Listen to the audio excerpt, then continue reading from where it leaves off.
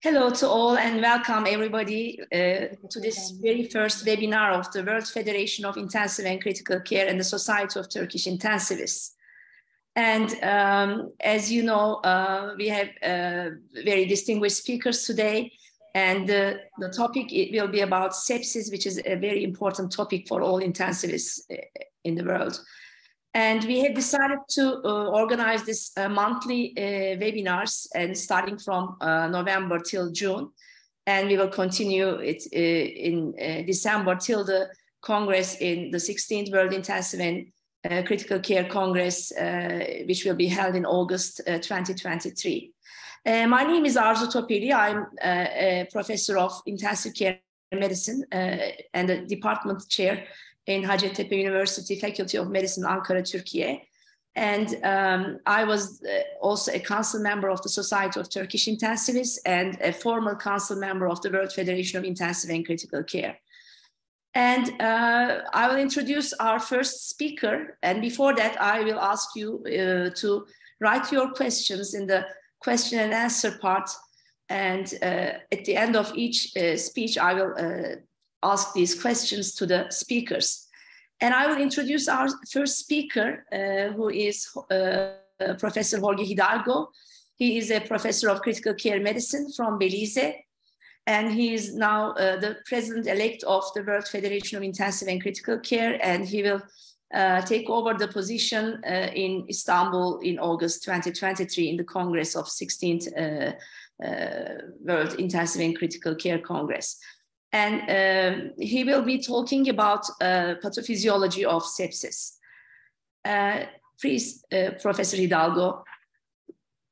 Thank you, Arzu, and thank you everyone for organizing this fabulous event. I think so it's very important for us to share knowledge, and of course in this fascinating word of sepsis is very critical. No? I mean, in the following 15 minutes, I will try to share with you some stats about what we know about sepsis at this point. Of course, we always know that medicine is in a constant change, and it's a very dynamic.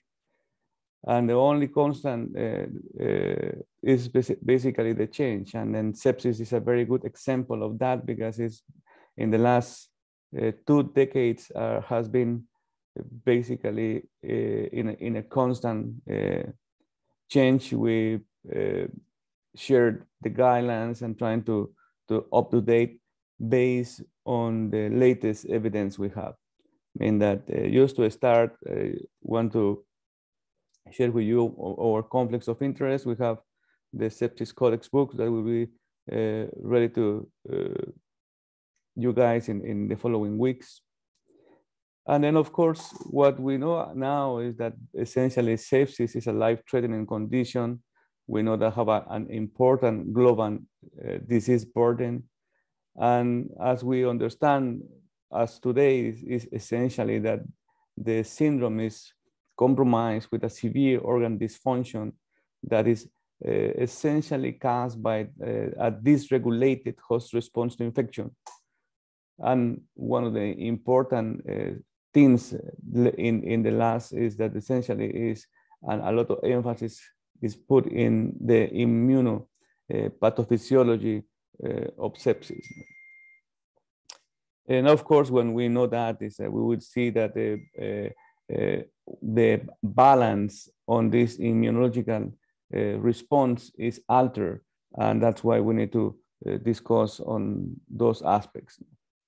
And essentially, what we see is that this normal careful balance is essentially altered, and is basically as a result of the attack of the pathogens. And to be able these pathogens to attack, they must trying to cross the mucosal barrier and trying to escape these intrinsic mechanism defenses that the body have, and to multiply to ensure the survival. Of course, we know that to be able to do that, they will have they will must have an important lot of virulence to cause sepsis. And also we know that some of the pathogens are known because of his impressive arsenal to attack the host. And one of the examples that we most recently have is the well-known SARS-CoV-2, COVID-19, especially during their initial phases.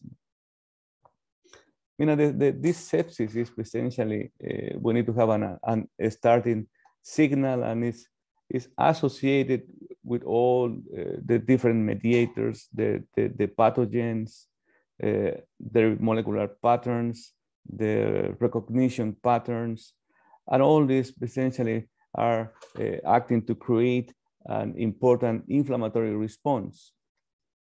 As we know in this slide, we have these different actions where the immune system and the adaptive system is basically in play, and with different mediators that it will plays an important role in our mechanisms of defenses. Of course, as we will review in the following slides, it's also we need to know that all these mechanisms of adaptation, it will also imply an important arsenal of response from our cells. We know that in any situation, the innate immune system and adaptive immune system, they have these different mediators that it will alter. And in any case, if those are unable to protect us, then we will end it with an important infection that it will cause a deterioration. And if we are unable to stop that continual response, then we will end it with a multi-organ failures and death. This one is, of course, an important slide, a picture to trying to illustrate the different, that we can say the crosstalk between the different inflammatory mediators, especially the damaged pathogenic molecular, as well and as the nets, as we are going to review more on that, and the inflammasomas, and all this communication. Essentially, if we are not able to break that pattern, then it will perpetuate inflammation, and it will basically cause continuous damage to our cells.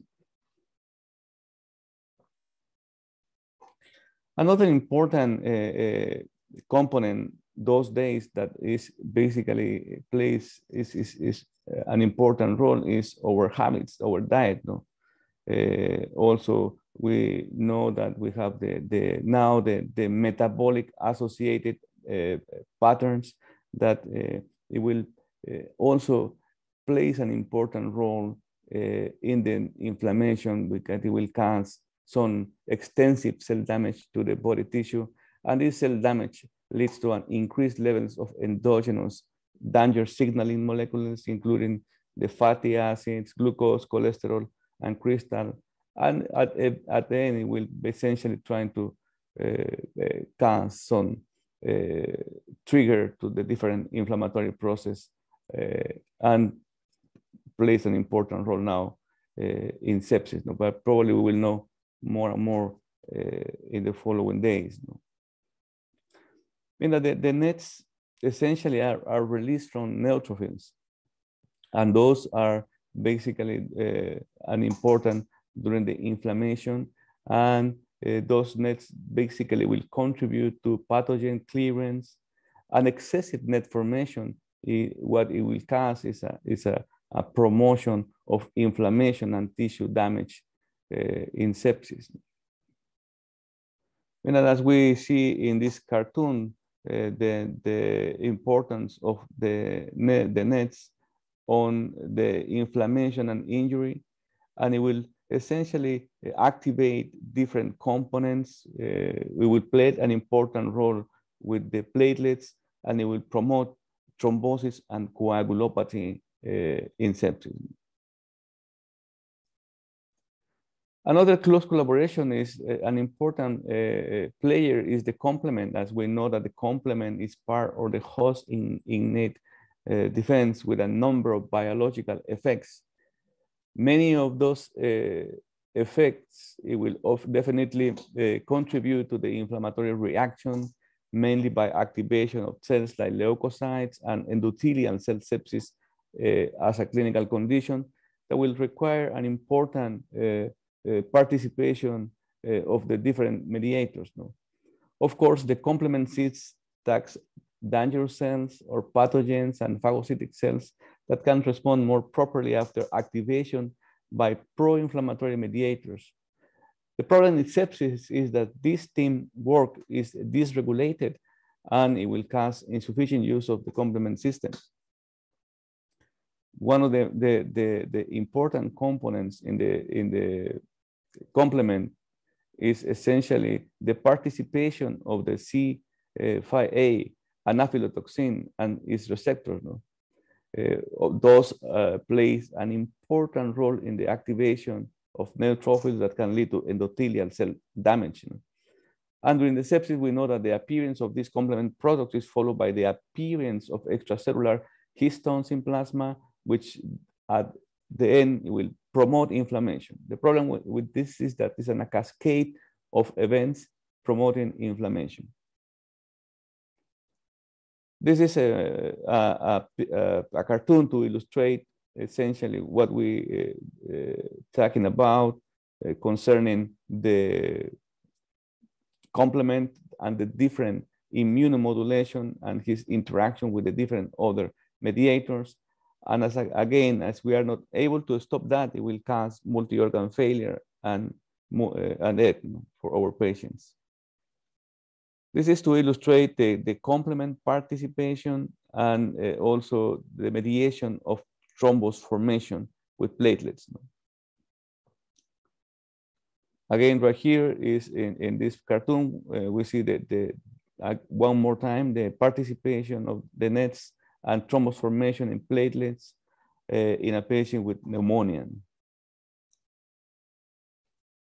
This one is a cartoon that was published in New England Journal of Medicine in 2010, and is basically trying to elucidate the edema formation with the participation of the cytokines and other inflammatory mediators and the different junctions. This is a classic slide, essentially also to illustrate the participation of the DAMs, the damage to the glycocalyx and the different other mediators that at the end will cause an important microvascular damage and endothelial leak of edema due to the dysfunctional endothelium. The other important thing that we need to realize is that our cells are in constant state of flux, and those are growing and dividing and continually responding to our environment. And the idea is to maintain optimal performance of these processes. The cells need to range a quality control mechanisms that are important. You know, one of these is essentially the different areas of maintenance that we call it cell reprogrammation in order to try to keep energy, and in order to do that, we have during the early stages of infection, reprogrammation to maintain from shift to aerobic glycolysis and to the phosphorylative oxidation. And this process is essentially with two important functions. And one is to try to preserve energy, and also the other important thing is to reduce the oxidation. The other important thing is also the fact that the cells can regulate and basically trying to promote energy conservation through different other processes like cycle arrest, then metabolic adaptation, and mitophagia and biogenesis in this at the level of the mitochondria, and we call it adaptive metabolic reprogramming. And if these processes are unable to contain, then we know that we'll end it with important microvascular dysfunction. We know that the human body is a home of bacteria, viruses, fungi, and all this. We know that the main microbiome is located in the gut. And of course, we know that there are other communities that exist in the skin, mouth, nose, and lungs. And the important role of the microbiome is to maintain homeostasis, and the disruption of the microbial colonization, it can place an important alteration in our ability to respond to infection and the alteration in the immune system. And of course, we know that the microbiome is essentially at the level of the intestines, is composed for a diversity of abundance bacteria. And of course, in cases of sepsis, that will promote the overgrowth of opportunistic pathogens. And also know that some of the terms like dysbiosis of the microbiome, meaning decrease of the microbial diversity, has been associated to the altered immune response. I mean, that this is a picture of the microbiota at work, trying to help us and to maintain the homeostasis. And we know that there are many things and many research about the microbiome and advanced human microbiota research that is neither for our knowledge and our understanding and protection. Of course, we know that lately that the way how we're going to address sepsis is based on a personalized medicine, and the genotypes and phenotypes are important in this process of understanding the way how we're going to address medicine, and in particular, the way how we're going to address personalized medicine, on the understanding that the sepsis, as well as many other topics in medicine, is basically shifting and moving towards personalized medicine. And in summary, we know that sepsis is basically a balance between the pro-inflammatory response, immunity suppression, and the different activations of the different inflammatory mediators. And this cascade of events are essentially leading sepsis, septic shock, multi-organ failure. And if we are unable to stop this continued sequence of events, then we ended losing our patients. The understanding and the knowledge of pathophysiology of sepsis is fascinating. Of course, it's very difficult to cover. I just want to mention some important points in these 15 minutes. And of course, we're pushing the boundaries of knowledge, trying to understand more and more about sepsis, and trying to increase this knowledge. And in order to do that, we definitely invite you to come to our Intensive and Critical Care Congress in August in Turkey. And well, definitely we will share more and more researches and the advances, the latest advances, not only in sepsis, but in many other areas of intensive care. With that, one more time, thank you, the organizer, for this very, very interesting webinar. And if you have any questions, please send them via the question and answer chat. Thank you. Thank you very much, Jorge, for this excellent speech in this very complex syndrome. So and also thank you very much for joining us in this very early morning in Belize. But please remain with us because I cannot see any question now, but maybe at the end we can have questions to both of you. And I want to now switch to our second speaker, Professor Ricard Ferrer. He's a professor of critical care medicine in Barcelona.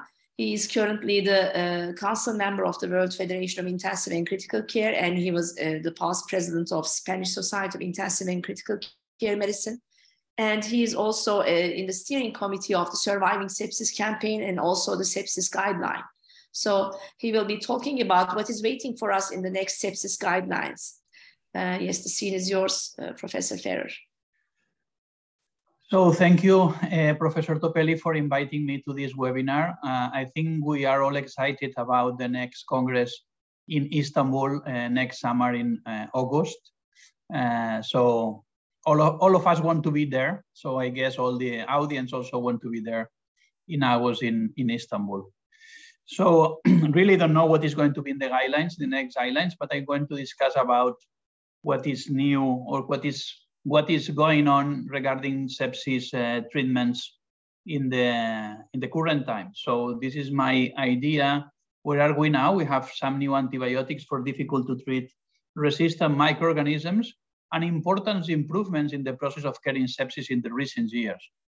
These are the good news, but for the rest of the treatments, we have more doubts about in which stage we are, and we are waiting for many, many treatments that can help us to save lives.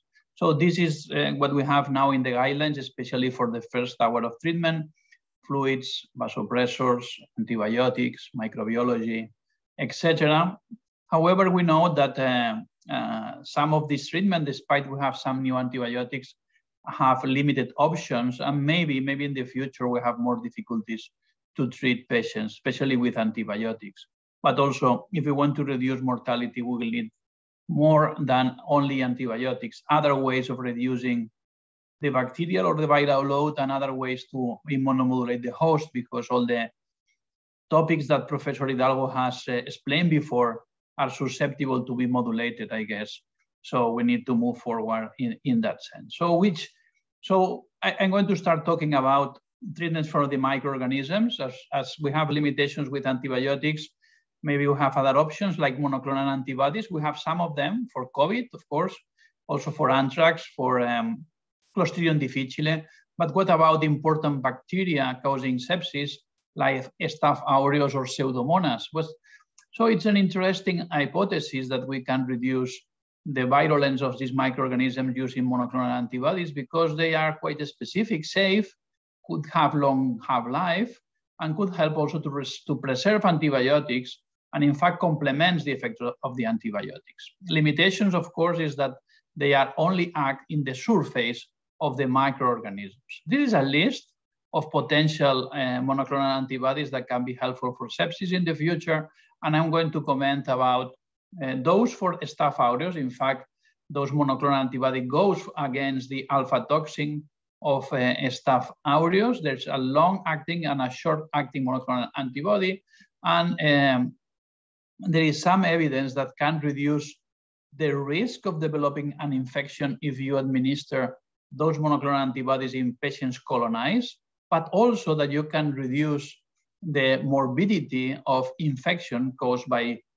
Staph aureus, also in this case using these monoclonal antibodies. Also for Pseudomonas, there are several targets in the surface that can be counterbalanced by monoclonal antibodies, reducing the virulence of Pseudomonas. This is the very recent published EVADE trial assessing The same topic in patients colonized by Pseudomonas. Can we prevent infection giving monoclonal antibodies? The global results of the trial is negative, but there is a subgroup of patients that really, if they have low inflammation at baseline and they are colonized by Pseudomonas, they have less risk of developing pneumonia. And in fact, this is a quite interesting approach, trying to recognize colonization by rapid diagnostic test and then try to prevent infection. Also, extracorporeal removal of microorganisms is an interesting hypothesis. In fact, there are some cartridges in the market that are able to remove from the circulation different bacteria, virus, parasitoids, etc., just circulating the blood of the patient through this type of cartridge. So this can be done in combination with an hemofilter or as a standalone technique, as you can see in this slide. So there is some evidence, in this case it's a case control study in COVID showing an interesting reduction in mortality, but it's a case control, it's not a randomized control trial. And also some evidence in sepsis, so bacterial sepsis, that these type of devices can also decrease the bacterial load in the blood. And some trials are going on trying to demonstrate if this has any clinical implication. Also, another interesting way of reducing the virulence of the microorganisms is using this type of compounds, which in fact are liposomes of cholesterol that were administered in patients with pneumonia and septic shock. They demonstrate an improvement in organ function, a reduction in shock, and also a reduction in several sepsis biomarkers. And there is a second trial prepared for this year using this type of compounds. So all what I told you before is about trying to manage better the infection, the microorganism. Now I'm going to discuss trying to manipulate the immunology of the host to improve this dysregulated host response that Jorge has explained brilliantly just before me. So the hypothesis is, can we reduce the mortality of sepsis just manipulating the inflammation? The answer by now is no, and is no since 1980, when this hypothesis was made by George Roger and co-workers in this trial using corticosteroids. And in fact, they produce harm to patients treated with high dose of corticosteroids. So during these 40 years, no additional compounds have demonstrated efficacy according to this hypothesis. So most of them have failed. Probably we have to move to precision medicine and to accept that one size does not fit all, and we have to go for a specific phenotypes and endotypes of patients and then assess the treatment, because there is a lot of variability in septic patients, variability in the microorganisms, but also in the host, some environmental factors, but also the microbiome that has been alluded before can play a role, explaining different response to different treatments. So we have to accept that in this field, there is a lot of heterogeneity in treatment effects. So that means that some patients improve, some patients have harm, and some patients have really no effect. So to improve that, we can select better the patients, looking for patients with severe prognosis. Just focus on them in this subgroup of patients and exclude those patients that really have low risk. In fact, it's what is happening with corticosteroids, low-dose corticosteroids in patients with septic shock, where different trials produce a different treatment effect. In the left, no treatment effect with low mortality at baseline. And the right, some treatment effect in terms of mortality in patients with high mortality. So as Rhyme Sepsis campaign, in fact, when analyzed that, they make a recommendation in favor of corticosteroids because they can see this reduction in mortality, but only in a specific subgroup of patients. And also the benefit in not only mortality is a reduction of shock, but as I said, only in this subgroup of patients with moderate or high risk of mortality, in this case selected by high dose of vasopressor therapy. The second approach, when you have this population of high risk patients, is to enrich the population, selecting only those patients that can respond to a specific treatment. So this is called predictive enrichment. And we can do that by subphenotyping, so describing populations of patients with clinical features and biological characteristics that makes those patients more prone to respond to specific therapies, or by endotyping. So selecting clusters of patients using omics techniques that may respond because genomics, proteomics, transcriptomics show that those patients can improve with this specific treatment. So these are some examples. In the left, you have the Seymour trial that describe Seymour study that describe 4 phenotypes of septic patients that have completely different response to different treatments. And on the right, you have one of the studies that select different endotypes based, in this case, in transcriptome that have complete different response to steroids, for example, with some patients benefit and the other endotype, in fact, corticosteroids induce harm.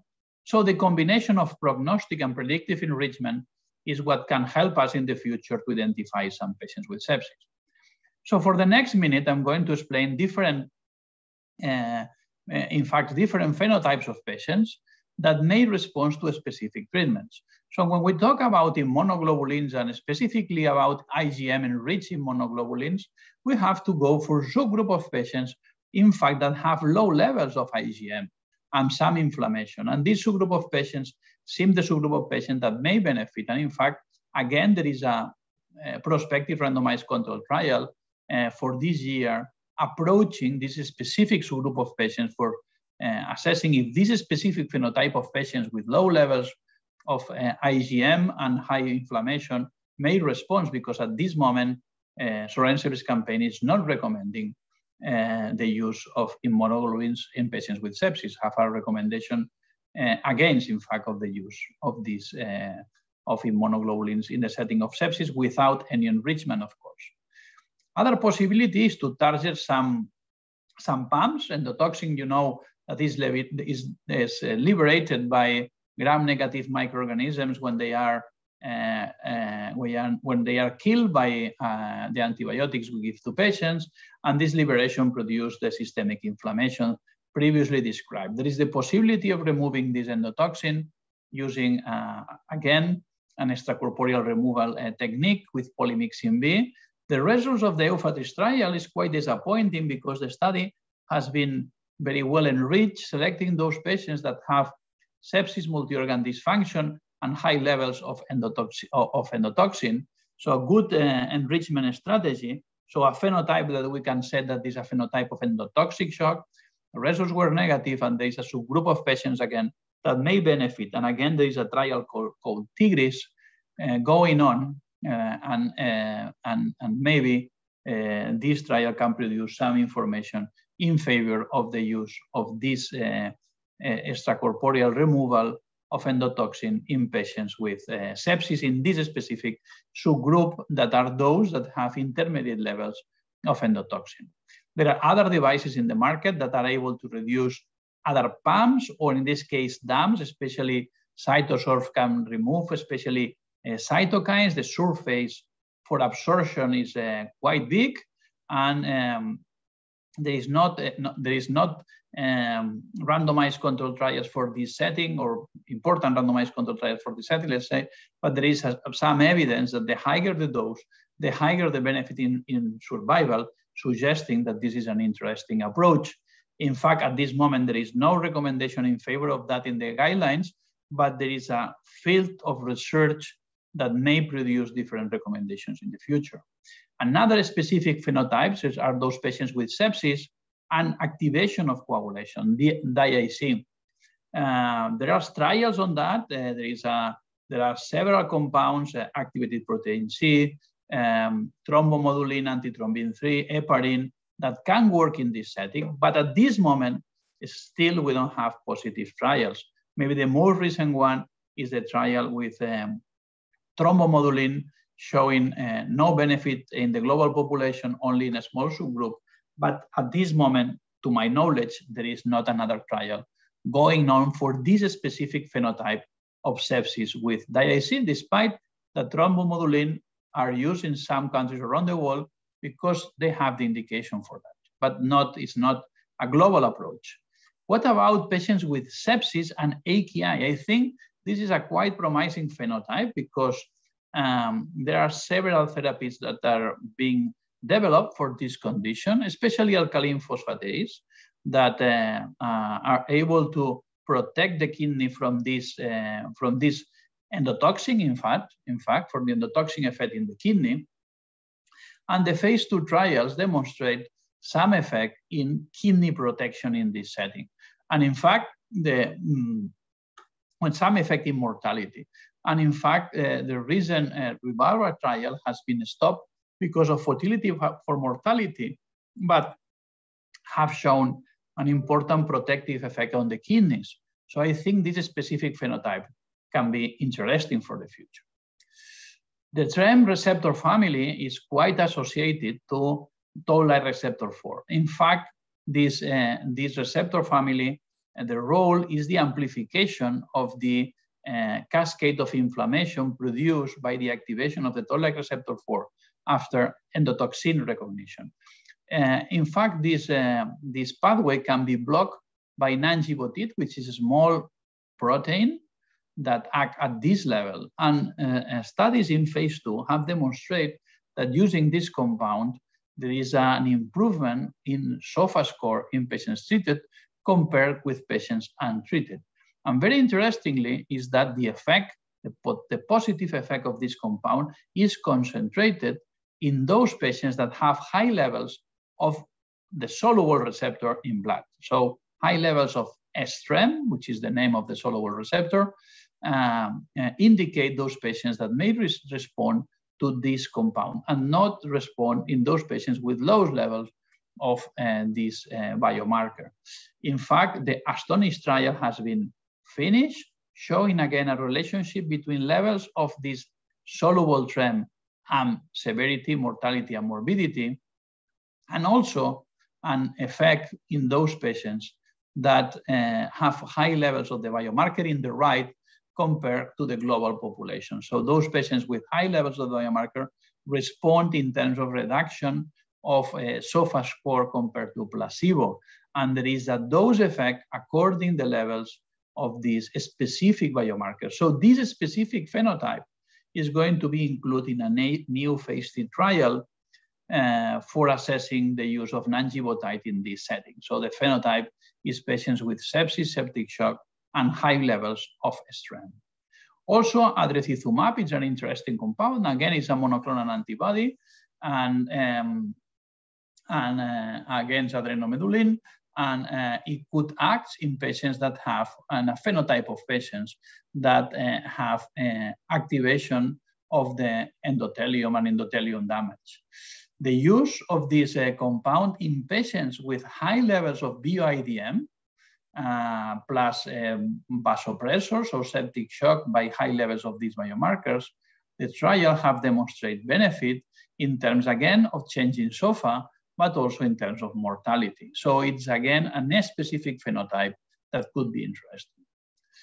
The last topic I want to discuss with you is about the use of cells to manipulate the immunity. In this case, the trial was done with mesenchymal stem cells that can immunoregulate the host in the scenario of severe community-acquired pneumonia. The study was finished. There is not a clear efficacy outcome, but some information that it's important that the safety profile is good. And this is, again, another way that we can consider for treating patients. Also, another type of cells that can be assessed or are being assessed nowadays are the use of apoptotic cells with the same idea to immunomodulate the host and try to reduce morbidity and mortality. This is the information from the very early trial with a small number of patients showing, again, an improvement in delta SOFA and some information about mortality also. But there is a phase 3 trial already recruitment with the use of these apoptotic cells. So I think for the next guidelines, what we are going to expect is that some treatments are going to be quite transversal, are going to be recommended for all patients, like antibiotics, source control, hemodynamic management, etc. And for the non-responding patients, we have to go to precision medicine and to try to identify phenotypes or maybe endotypes for specific trials in these specific populations. And with that, maybe we can have the answer of what we are going to have in the next guidelines. Thank you very much for your attention. Professor Ferrer, thank you very much for, again, this excellent speech about this, again, a very complex issue, what is waiting for us in the future. And I'm happy that there are some questions, and I will read them. The first one is from Azmatullah Sepent. What could be the future changes in the management of sepsis? Well, it's a broad question. I think that is what I have mentioned in my conclusions. I think for the early management, I think many improvements we have done. We have to go very fast. Sepsis is a medical emergency. We have that clear. We have to organize the hospital to provide care as soon as possible. We have to work with emergency departments. We have to work with microbiology, with infectious disease, etc., intensivists, of course, trying to provide this early care. Because clearly mortality is associated with time to therapy, time to adequate therapy. We know that early resuscitation is a key point. More and more patients are receiving fluids and vasopressors out of the ICU. And this is showing that we are all committed to try to avoid persistent hypoperfusion. And also the indicators of the time to appropriate antibiotic therapy also are being reduced. So I'm thinking we are going this direction. I think we are quite preventing ICU admissions doing this early therapy, but still there are some patients not responding. And for that group of patients, we have to go for a specific phenotypes. We are like cancer treatment was 40 years ago. We know that the advances in cancer therapy are being related to the identification of specific cancers, specific cells, specific mechanism of action, and we have to go in the same direction. So the time is over for assessing treatments in the global sepsis population. Now it's time to work on phenotypes and phenotypes that may respond to therapy. Thank you. I will continue. The next one is from Babatunde Osinake. Do you think anti-inflammatory mediators will occupy a major role in the treatment of sepsis in the future? Maybe Jorge or... Well, I think so. Thank you for the question. And Dr. Professor Ferrer covered the different strategies in terms of what should be the future of sepsis, and particularly attacking the different inflammatory mediators. I think so. The future of sepsis is very promising, and of course, as we always are looking for the ideal bullet to treat sepsis, is a lot of things coming in the future, and some of them and most of the treatments are specifically addressing the different inflammatory mediators. Thank you, Jorge. And the third one is from Kürşat Gündoğan. Are there any relationship between anatomic origin of sepsis and body temperature subphenotypes in sepsis? Yeah. Well, I think so. Probably the one of the most interesting studies that come concerning that question is during the COVID. No, that we have some relationship with the different temperature trajectory phenotypes and the different inflammatory responses and clinical outcomes. And some of these studies, they trying to use corticosteroids to trying to modify. Mean that during COVID we have many trials, and this one addressing the temperature and response probably is one of the most interesting. And more likely, I'm sure we will know more in the near future regarding phenotypes and genotypes and personalized medicine. Yes, we have two comments from Diana Rodriguez Hurtado from Peru. And one comment is about cytokine production and monocyte HLA-DR expression are predictors of outcome in patients with community-acquired infections, sepsis related with community-acquired infections, and thank you. And her second comment is severe vitamin D deficiency is associated with higher sepsis mortality and longer hospital stay. Yes, this is also another interesting topic actually. Thank you, Diana. And the next question will be from Ebru Ersoy. Does timing matter for blood purification? Maybe. Yes, of course. All sepsis treatment are time dependent. So we treat patients in the early phase, the organ damage is done and it's difficult, and then the immunoregulators can play a role. Having said that, it's true that very early maybe is not a good strategy. So, I mean, for those therapies, I think we need to first start with the standard therapy and see if the patient responds or not. So I am in favor of if the patient needs source control, the patient goes to the operating room or the radiology department, we perform source control, we start with antibiotics, and then we wait for some hours to see if there is a response. But between 6 and 12 hours, if there is no response, we cannot reduce the dose of norepinephrine, or even worse, we have to increase the dose, or we have to associate a second vasopressor, etc. Despite we are giving adequate antibiotics and adequate source control, I think this is the moment. We don't have to wait then. Then this is the moment to try to rescue the patient and try to manipulate the whole response, trying to reduce mortality. So not late for sure, but also not too early without enough time to assess the effect of the standard therapies. And thank you. And the next one is again an intriguing question. What is the relationship between lipopolysaccharide type and lipopolysaccharide-induced regulatory T cell expansion in sepsis? From Mete Uchtal. Yeah. Well, probably one of the if we want to put an example just to try to simplify the question, and the answer is that like the pneumonia patients, they will release lipopolysaccharides, especially for the gram-negative bacteria.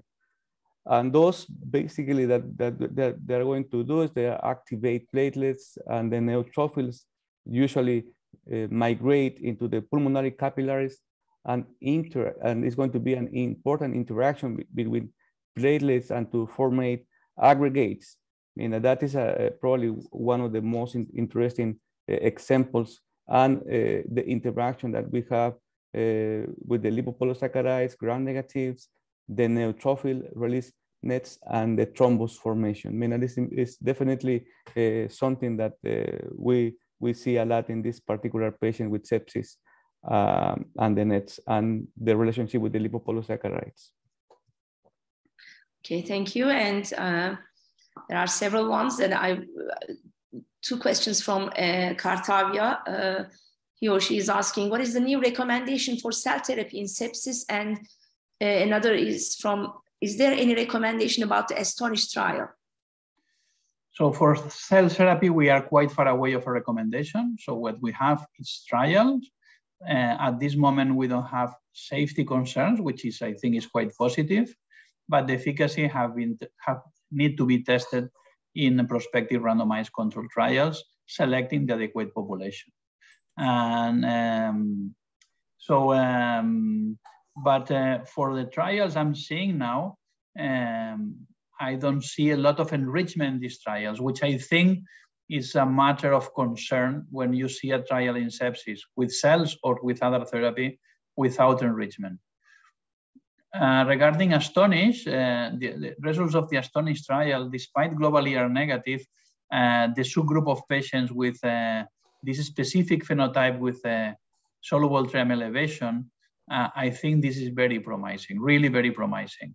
So the next trial, I think in my opinion, the next Astonish trial should be done in patients, only in patients with high levels of soluble TREM. But this biomarker is still not in the market. So The test has need to be set up and need to be prepared for assessing patients during this prospective trial. In my opinion, I don't know how it's going to be designed the trial. In my opinion, only for patients with this specific phenotype, sepsis plus elevation of this specific biomarker, which is a biomarker that is able to identify not only the patients who respond, but only identify the most severe patients. So I think it's a quite interesting pathway. Yes. And another one is from Göksel Güven. He says sepsis is a disease of also influences microcirculation. And we know that microvascular reactive capacity might differ between different ethnicities. So therefore, can ethnicity or genetics affect sepsis severity or response to antimicrobial therapy? Well, I think so. Sorry, Ricard, I just will add a comment on that. And usually when we treat sepsis and the tendency or actual tendency is to treat all the patients the same. And we know that all the patients are not the same. And of course, the patients are very heterogeneous. And then, of course, our tendency now is to move to precision medicine, but essentially we are going to need to distinguish with patients who look the same from the head to bed, but of course they are actually different at the cellular and the molecular level. No? I mean that most of the treatment that Dr. Ricard, and I believe he will comment on that as well, is based on this new tendency that we are moving to a more personal medicine. Go ahead, Ricard. Sorry, I apologize. No. I am completely aligned with your response. Okay. Thank you. Another one from Harit Alabri is the lactate. Can lactate be considered as a good biomarker for sepsis? Well, lactate is not a specific biomarker for sepsis. It's a biomarker that is saying that the patient has some degree of hypoperfusion. So I think that in the setting of sepsis can help to identify those patients with hypoperfusion, and also can be a biomarker that can be used to guide resuscitation together with others, and of course with other strategies like capillary refill time, which is not a biomarker, but an indicator also that the perfusion is not good. So I think it's useful, but it's not specific for sepsis. Yes, and Manish Bharti asks your opinion about, do you have any positive experience with IgM-enriched intravenous immunoglobulin? What is your view in the case of its use on compassionate basis? So the recommendation against of the Surveillance Sepsis campaign is because, of course, it's a human product, it's expensive. Being a human product, the accessibility is quite limited. So it's not only the price, is that we cannot have a very high production of this with these human compounds. This is not a monoclonal. This is not a monoclonal production. This is a polyclonal protein that comes from donations. So accessibility is low, cost is high, and the evidence of the efficacy is low or moderate. So this is why the recommendation is against. But of course, in our clinical experience, we know that some patients with, in fact, low levels of immunoglobulins, and I think it's a good idea to have an evaluation of the immune status of the patient when the patient is admitted in the ICU with septic shock. If in this evaluation we detect that the levels are low and the patient is doing bad, I think this specific profile of patients can be treated with immunoglobulins. Also, of course, some forms of toxic shock, especially soft tissue infections going with severe shock, can also be considered candidates for polyclonal immunoglobulins. So not a general recommendation, but maybe a specific group of patients can be treated. Okay. And Saidu Yakubu is thanking to both of you for the great presentations. He's also a council member of the World Federation. So thank you, Saidu, for joining us. And I will just go over briefly because the questions, but we have to cut in a short time. So what do you think about the combined use of hydrocortisone and fludrocortisone? And another question is the beta blockers for myocardial depression. Any role of beta blockers in sepsis-induced myocardial dysfunction in the setting of Takotsubo cardiomyopathy? So what do you think about those? So, well, I can take both if you want, Jorge, or you can comment if you want. But for the combination of hydrocortisone and fludrocortisone, of course, if we go for the trials, I have shown one positive with the combination, one negative without the combination. But I have stressed the difference in mortality in the placebo group for both trials. Of course, will be very interesting to see a trial with fludrocortisone and to see which is the effect of this specific compound. So, I mean, by now, the trials with the combination have been more positive. And in fact, when the meta-analysis show benefit, show more in the combination. So it's a factor that can explain also the positivity of these trials. But at this moment, the guidelines are not recommending because there are not specific trials for that. Regarding the other question, which is about, beta blockers. Yes, of course, we have concern because we know by now that excessive use of adrenergic drugs are deleterious by itself. So high dose of norepinephrine is an independent risk factor for mortality. So there are many strategies now focused to reduce the amount of adrenergic drugs, especially using norepinephrine in combination with vasopressin, for example, or trying to reduce as much as possible the pain or the stress of the patient, trying to reduce also the endogenous response.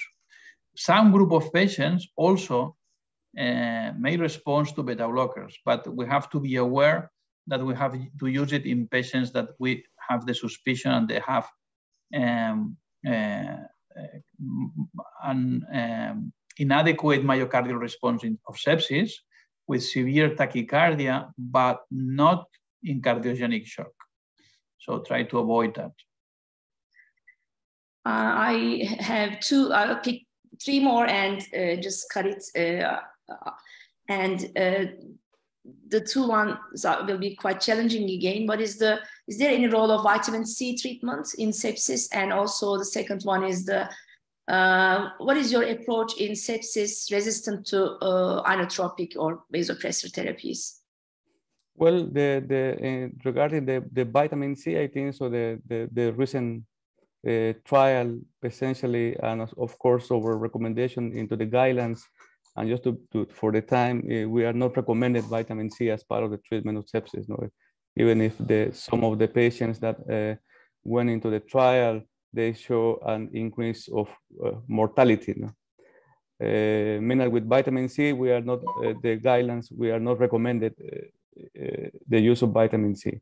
Concerning the other question is that normally the patients that are already properly resuscitated, and we are adding the vasopressors, and if the patient is persistently with hypotension or the patient is not responding properly, is the time that we recommend the use of hydrocortisone, 400 milligrams in 24 hours, if the patient is not responding.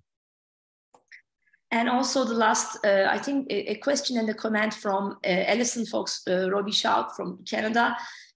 She's also a council member of the World Federation. So thank you, Alison, for joining.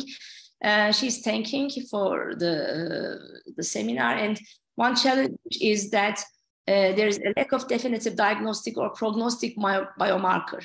So what is the Surviving Sepsis Campaign guideline group doing to review this literature?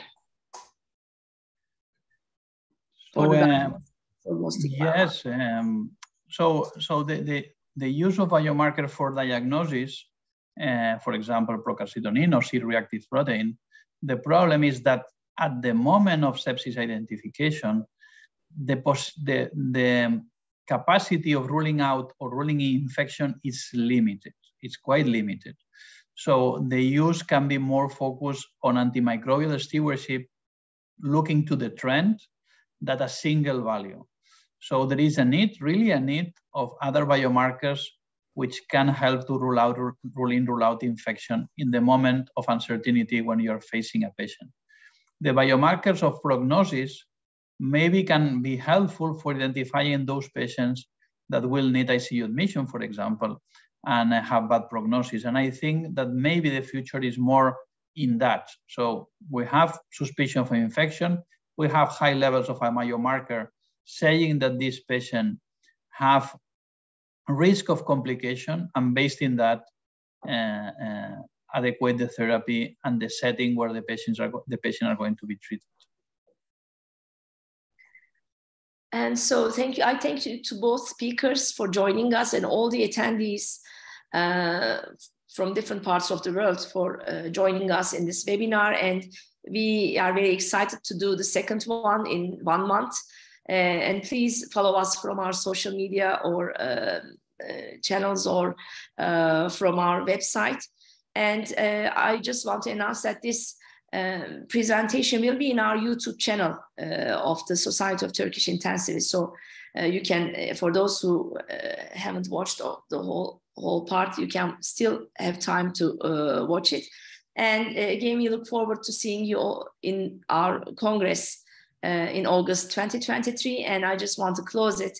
And again, thank you for all of you for participating. Thank you, Professor Arzu. Thank you. Bye-bye.